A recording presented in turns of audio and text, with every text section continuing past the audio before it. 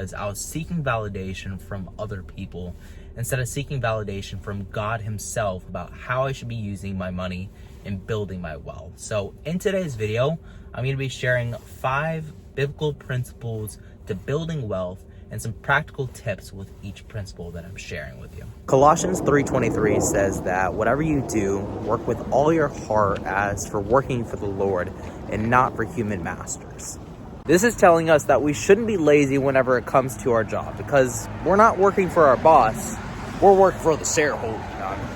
I'm joking, we're working for God, so we need to be diligent with our work. And I know that these days it's really hard to actually have enough tasks to fill your 40-hour work week.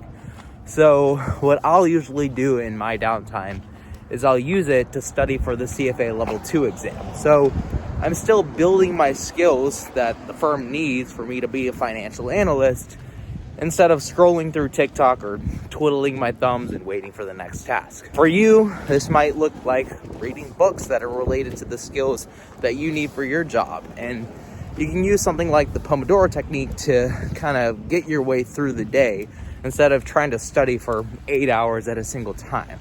You can study for 30 minutes, take 5 minutes off, study 30 minutes, take 5 minutes off, because if you try to do it all in a single go, you're probably not going to make it through. So my first practical tip is to use any downtime that you have in your job to build the skills that you need to keep building your career. Proverbs 13:11 says that wealth gained hastily will dwindle. Whoever gathers little by little will watch it increase. And I definitely fell into the trap of trying to get rich quick whenever I was young. I got into options trading and made a whole YouTube channel about it because I saw people that were making thousands of % returns on Reddit. And, you know, if I could do that, I could turn my $1,000 into $1 million in no time. But the reality was that every time that I would try to swing for the fences with every trade that I make, I would usually end up losing like 50%. There was one trade that literally cost me 30% of my net worth. But these days I'm using a high frequency trading system that only makes me like $2 a trade, 400 times per day. And because I'm trying to gather it little by little instead of trying to swing for the fences, I'm actually making some income out of this trading strategy. And instead of using the income that I'm making from this trading strategy and my other income sources and putting this into the latest hot stock that I think is going to 10x over the next year, I'm just putting it into ETFs at this point. I'm putting it into IVV, the S&P 500, or IJS, small caps, or VEU, XUS, because I've realized that chasing these high returns usually ends up for the worst, because wealth isn't built overnight usually. It's usually made over the course of decades by making smart financial decisions. And my practical tip for you for this one would be to build either a spreadsheet or use a calculator that can model your net worth over the course of decades instead of trying to triple your money overnight. Have that long-term perspective instead of just trying to get rich quick, because it's usually not going to work out well for you. Proverbs 3:9 says to honor the Lord with your wealth, with the first fruits of your crops. And I've always told myself, when I become a millionaire, I'm finally going to start donating and tithing more to the church. But this verse is calling us to tithe our first fruits to God. And if you look at the story of Mark 12:41 through 44, Jesus even commends the woman that is in poverty only donating a few coins versus the wealthy people who are just dumping buckets of money into the tithing box. And all of us are worried about how much we should be donating to the church and what percentage, even though the Old Testament calls us to put down 10%.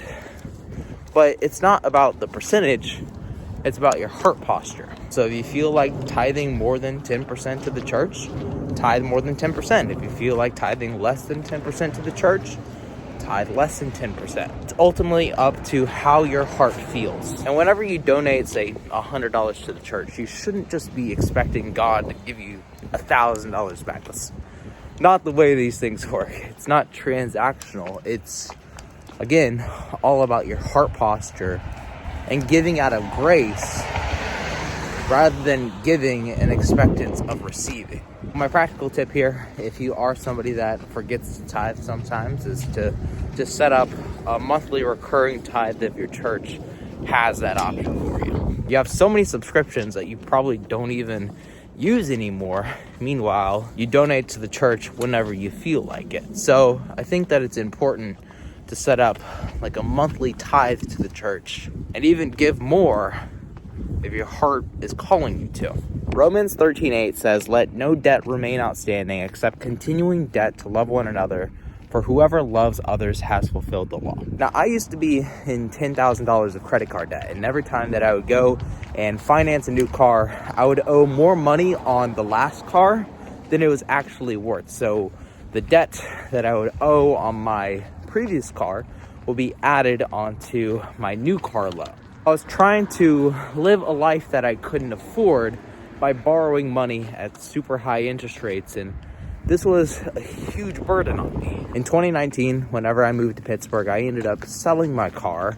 That way I could work off that $10,000 in credit card debt that I owed. So every payment that would have gone towards my 2016 EcoBoost Mustang was now going towards paying off my credit card debt. That was costing me 25% in interest, and I was able to pay this off within just a couple of years. And of course, taking the bus was a bit of a struggle, but I learned to live below my means. And this was one of the ways that I was able to build my first $100,000 by the age of 29. And my practical tip here would be, if you have credit card debt, to pay it off the same day that you get paid, because you're gonna tie it to something that you enjoy, getting money, and you're doing it more frequently than once a month, so you're actually going to remember to pay off your credit card debt. And I know if you have $10,000 of credit card debt, you might not be able to pay it off in a single go, but just paying off what you can every time that you get paid will help you to actually remember to pay it off. Proverbs 15:22 says that plans fail for lack of counsel, but with many advisors they succeed.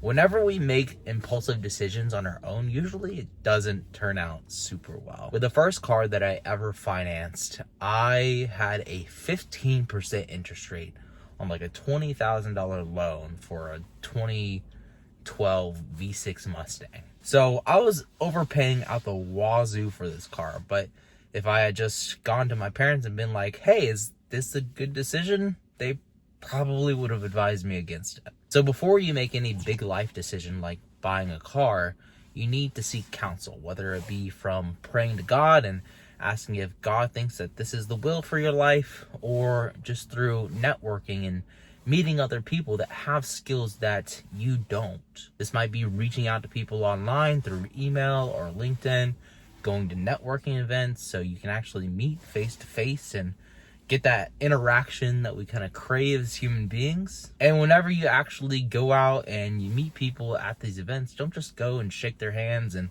expect a job. You should foster the relationships that you're building, and you might even get the chance to spread the gospel through them. And that's one of the best relationships that you could ask for. But that's my practical tip for you. Go out to networking events, build real relationships with people, and they will help you to get to where you need to go. Those are the 5 biblical principles that I wanted to share with you today in building wealth. Hopefully you found some of this useful, especially with the practical tips that I shared. If you did, leave a like, and I'll see you tomorrow.